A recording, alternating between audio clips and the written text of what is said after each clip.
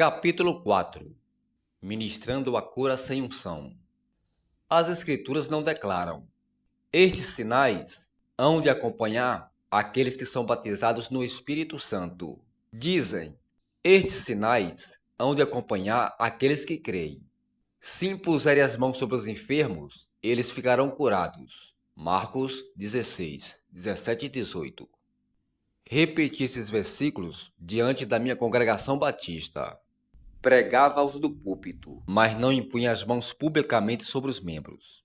Quando, porém, os visitava nos seus lares, lia esse trecho diante deles.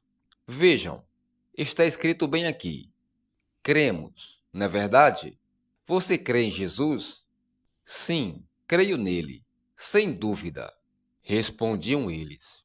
Depois de entrar nos ciclos pentecostais, descobri ao conversar com os pastores que, enquanto eu era um moço pregador batista, sem o batismo no Espírito Santo, estava conseguindo uma porcentagem maior de curas entre meus membros do que meia dúzia de pastores pentecostais com os membros deles.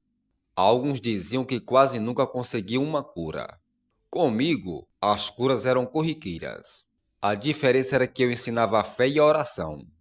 Eu não tinha nenhuma unção, nada sentia, e nada passava de mim para eles. Uma dessas primeiras experiências com a cura envolvia a pionista da pequena igreja rural da qual eu era pastor. Quando falou certo domingo, perguntei por ela, e fui informado que ela estava no hospital, e havia uma cirurgia marcada para ela na manhã seguinte. Levantei-me muito cedo da manhã seguinte, a fim de chegar a ela antes dela receber uma anestesia que a deixasse incomunicável. Cheguei no hospital antes do raiar do sol. Li para ela as Escrituras. Falei: vou orar por você. Aqui está o que a Bíblia diz. Levaram comigo uma garrafinha de azeite. E falei para ela: vou ungí-la com azeite. Acrescentei então: aqui está escrito que os sinais seguirão aqueles que creem. Imporão as mãos sobre os enfermos. Vou impor as mãos sobre você. Embora estivesse acostumado a ver as pessoas receberem a cura, não esperava que acontecesse tão rapidamente assim.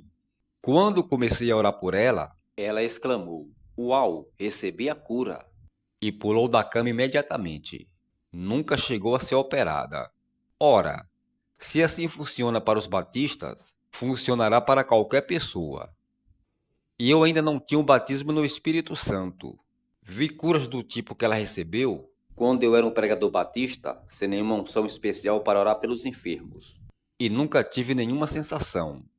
Por ser batista, nem sequer sabia que deveria sentir algo. Deus, no entanto, honra sua própria palavra. Quando passei para o ministério do Evangelho pleno, não recebi nenhum novo Espírito Santo, nenhum Espírito Santo diferente. Ele não é composto de gêmeos nem de trigêmeos. Há um só Espírito Santo, mas há variedades de unções. Na realidade, ele realiza entre nós toda a obra de Deus.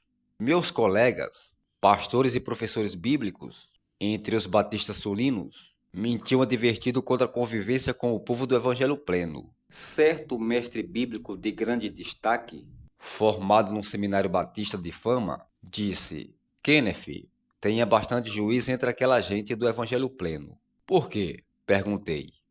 Aquele falar em outras línguas é do diabo, respondeu. Eu não sabia se era ou não era. Apenas sabia que os pentecostais tinham razão em crer na cura divina, de modo que continuei a manter confraternidade com eles. Minha fé era fortalecida pelo convívio com as pessoas que acreditavam na cura divina. Depois de receber a plenitude do Espírito Santo e falar em outras línguas, fui correndo para achar aquele mestre do ensino bíblico. E para o caso dele não se referir ao assunto, eu mesmo levantei a questão. Começou a me advertir de novo. Olha, você precisa tomar cuidado com aquela gente do Evangelho pleno. Por quê? Antes de criticá-los, ele disse: seja como for, vou reconhecer que vive uma vida melhor do que nós. E de muitas maneiras, são bem fiéis à Bíblia nas suas crenças. Mas aquele falar em outras línguas é do diabo. É mesmo? Perguntei. Sim, respondeu. É. Perguntei. Então logo, o Espírito que lhes concedeu que falassem outras línguas é do diabo. Exatamente. Falei. Se for assim, logo a totalidade do movimento dos batistas sulinos é do diabo. Ele quase engoliu seu pomo de Adão. Finalmente procurou respirar e gaguejou. Ora, o que você está dizendo? Veja, falei. O mesmo Espírito Santo de quem renasci na Igreja Batista, o mesmo Espírito Santo me concedeu que eu falasse em línguas. Foi o mesmo Espírito Santo. Oh, não fale tal coisa. Por que não? Oh, não pode ser assim. Falei. Como você sabe? Simplesmente sei. Perguntei. Você já falou em outras línguas? Não. Pois bem, comentei. Não seja tolo. Portanto, você é um mestre de ensino bíblico. Em Provérbios está escrito que o tolo dá sua resposta sobre o assunto sem o ter examinado. Não está qualificado para falar sobre o assunto. Veja, você conhece o Espírito que você recebeu do novo nascimento, não é? Sim. É o mesmo Espírito que recebi entre os batistas quando eu nasci de novo. Foi o mesmo Espírito Santo que eu tinha durante todo esse tempo. Não recebi outro Espírito. E ele é aquele que me concebeu que eu falasse em outras línguas.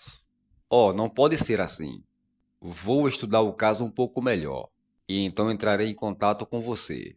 Já se passaram uns 46 anos. E até agora ele nunca mais entrou em contato comigo. A moral da história é que aquela unção em você visa ensiná-lo. E graças a Deus que ele o fará.